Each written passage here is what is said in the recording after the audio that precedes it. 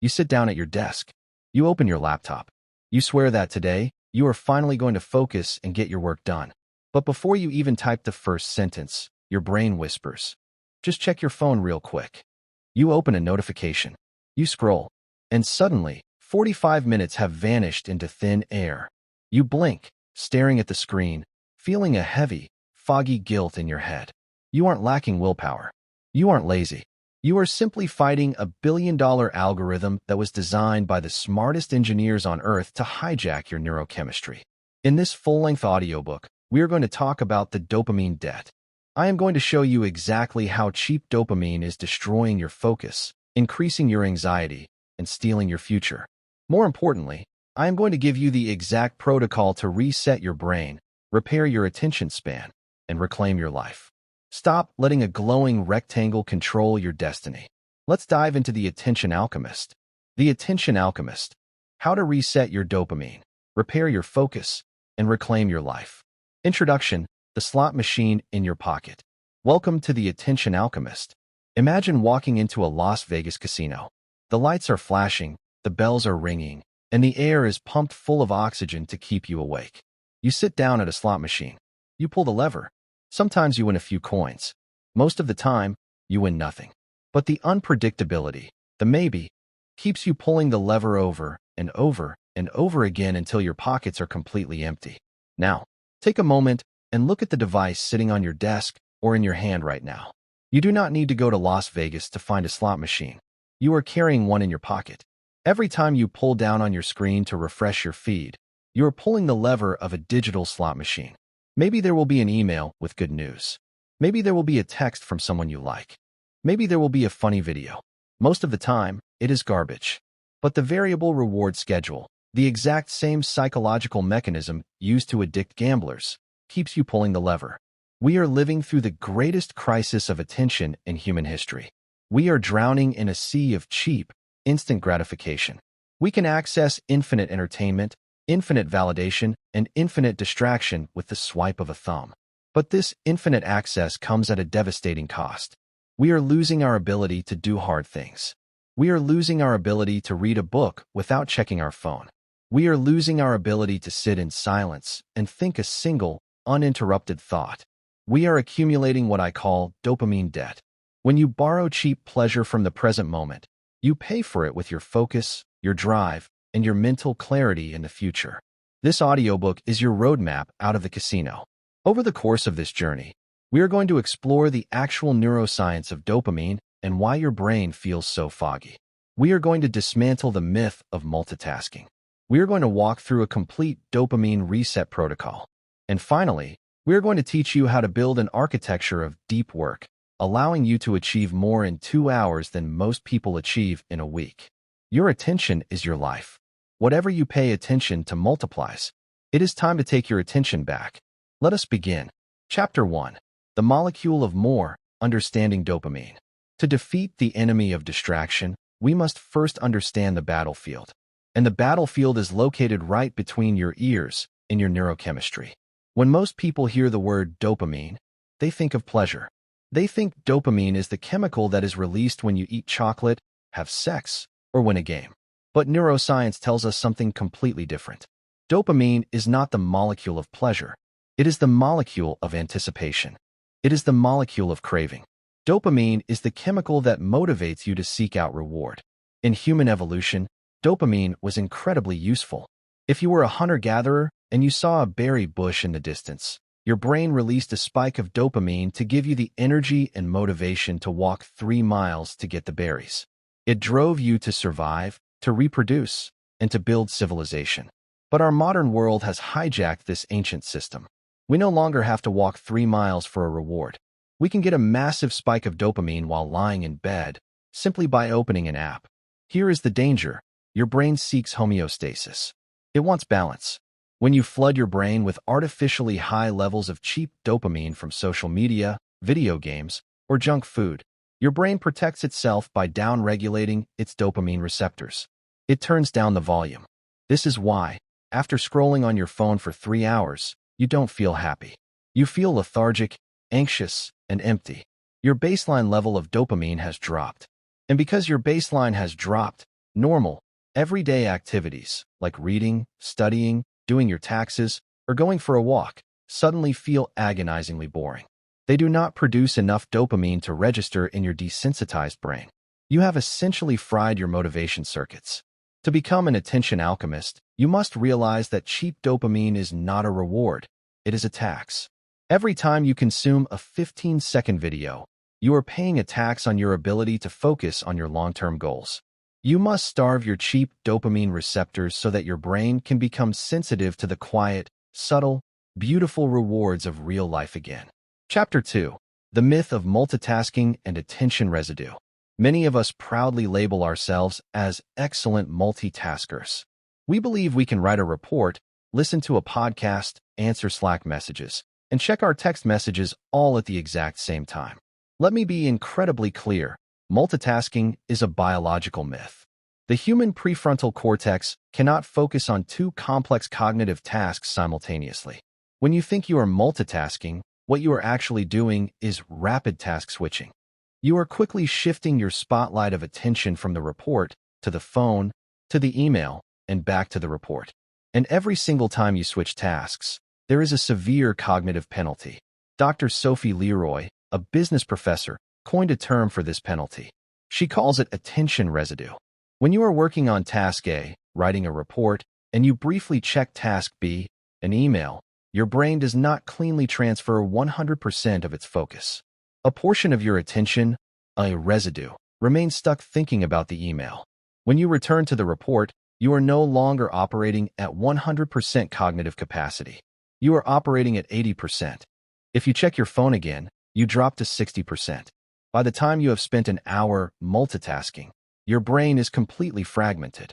You feel exhausted, your IQ temporarily drops, and the quality of your work is abysmal. You have spent 8 hours at a desk, but you have only done 2 hours of actual, valuable work. To reclaim your focus, you must declare a ruthless war on task switching. You must embrace single-tasking. Single-tasking means doing one thing, and only one thing, until it is complete or the designated time is up. If you are writing, you only write. You close every other browser tab. You put your phone in another room. You turn off your notifications. At first, single-tasking will feel deeply uncomfortable. Your brain, addicted to the constant dopamine hits of task switching, will scream at you. It will manufacture fake emergencies. It will tell you, what if your boss emailed you? What if there's breaking news? You need to check right now. You must sit through the discomfort. Think of your focus like a wild horse. It has been running free, eating garbage, and doing whatever it wants. When you first try to put a saddle on it and force it to walk in a straight line, it will buck and fight. But if you hold the reins steady, the horse will eventually calm down. It will submit to your direction. Your mind is the horse. Single-tasking is the reins. Hold steady. Chapter 3. The Dopamine Reset Protocol. If your attention span is fractured and your motivation is gone, you cannot just try harder to focus. You cannot out-willpower a chemical imbalance. You must perform a hard reset on your neurochemistry. We call this the Dopamine Reset Protocol. For the next 48 hours, you are going to intentionally starve your brain of highly stimulating, cheap dopamine. This is not a punishment. It is a clinical intervention to upregulate your dopamine receptors and return your brain to its natural baseline. During a dopamine reset, you must eliminate the big 3 sources of cheap digital dopamine. No algorithmic social media. No TikTok, Instagram, Twitter, or YouTube Shorts. The infinite scroll is strictly forbidden. No video games or streaming binges. No digital multitasking. What can you do? You can go for walks. You can read physical books. You can journal. You can clean your house. You can cook a meal. You can have long, uninterrupted conversations with people in the real world. You can stare at a wall and let yourself be profoundly bored. Boredom is the cure. Boredom is the exact state your brain is terrified of, but it is the fertile soil where creativity and motivation grow. In the first 12 hours of the reset, you will feel agitated. You will reach for your phone like a phantom limb. You will feel a hollow ache in your chest. This is the withdrawal. Do not panic. This means the protocol is working. By hour 24, something magical will happen. The agitation will begin to subside. The constant noise in your head will quiet down. You will notice the physical world around you with a sharpness you haven't felt in years. By hour 48, your dopamine receptors will have reset. Suddenly, the idea of sitting down to work on your business plan, read a difficult book, or go to the gym will not feel like torture. It will feel entirely manageable because your brain is no longer comparing those difficult tasks to the hyperstimulation of a viral video. You do not need to live like a monk forever, but doing a dopamine reset once a month or instituting a digital Sabbath 1 day a week is the ultimate secret weapon for maintaining high-level focus in a distracted world. Chapter 4. The Architecture of Deep Work. Once you have reset your baseline, you must redesign your daily routine to protect your newly repaired attention. We do this by implementing a framework popularized by author Cal Newport, Deep Work. Deep work is defined as professional activities performed in a state of distraction-free concentration that push your cognitive capabilities to their limit. These efforts create new value, improve your skill, and are incredibly hard to replicate. Conversely, shallow work consists of non-cognitive, logistical, or minor duties performed while distracted. Replying to emails, sitting in pointless meetings, rearranging your to-do list, and tweaking the colors on a PowerPoint presentation are shallow work. Shallow work keeps you busy. Deep work moves the needle of your life. To become an attention alchemist, you must build your day around deep work blocks. You cannot do deep work for 8 hours a day. The human brain does not have the stamina. The greatest writers, scientists, and entrepreneurs in history rarely did more than 4 hours of intense, focused work per day. Your goal is to carve out one 90-minute to 120-minute block of absolutely uninterrupted time every single day. This requires ruthless boundary setting. You must treat this block of time as if it were an appointment with the president. You do not compromise it. During this 90-minute block, your phone is not just on silent, it is in another room. Your computer is disconnected from the internet, or you are using a website blocker to restrict access to everything except the tools you need. You communicate to your family or your team that you are going dark. When you enter the deep work state, the first 20 minutes will feel difficult. This is the friction of entering the flow state. Push through it. Once you cross the 20-minute threshold, you will drop into a profound state of cognitive flow. Time will dilate. You will connect ideas seamlessly. You will produce a volume and quality of work that will shock you. 2 hours of unbroken deep work will yield more progress toward your ultimate life goals than an entire week of frantic, fragmented, email-checking busy work. Chapter 5. Reconnecting with hard joy. As you remove the cheap dopamine from your life, you must replace it with something else. Nature abhors a vacuum. If you just take away the phone and the video games and give yourself nothing to look forward to, you will eventually relapse. We must replace the junk food of cheap dopamine with the nutritious food of hard joy. Junk food fun requires zero effort and yields zero lasting satisfaction. Scrolling social media, watching reality television, gossiping. When you are done, you feel worse than when you started. Hard joy requires effort, friction, and engagement, but it yields massive, lasting fulfillment. Hard joy is learning how to play the guitar. It is going for a grueling hike up a mountain. It is cooking a complex meal from scratch. It is reading a dense, brilliant philosophical novel. It is building a piece of furniture with your hands. It is playing a highly strategic board game with your closest friends. Hard joy demands your full attention. It forces you to be present in your physical body. Because it requires effort, the dopamine release is earned, steady, and fulfilling. It builds your self-esteem instead of draining it. We have forgotten how to have hobbies that require effort. We want our leisure time to be entirely passive. But passive leisure rots the soul. Active leisure builds the spirit. Make a list of 3 hard joy activities that you genuinely want to explore. Commit to doing one of them this weekend. Leave your phone in the car. Immerse yourself in the friction of learning something new. You will rediscover the profound, quiet happiness of simply being alive in the physical world. Chapter 6. The Identity Shift. Consumer versus Creator. The final step in this transformation is not a tactical habit. It is a fundamental shift in your identity. The modern economy divides the world into 2 distinct classes of people: consumers and creators. A consumer is someone who spends their life eating what the algorithm feeds them. They watch the videos, they buy the products, they read the drama, they absorb the opinions of others. They are passive receptors of the world. They let society dictate their thoughts, their desires, and their fears. A creator is someone who fundamentally rejects that passivity. A creator shapes the world. They write the essays, they build the businesses, they paint the canvases, they raise the strong children, they design the software.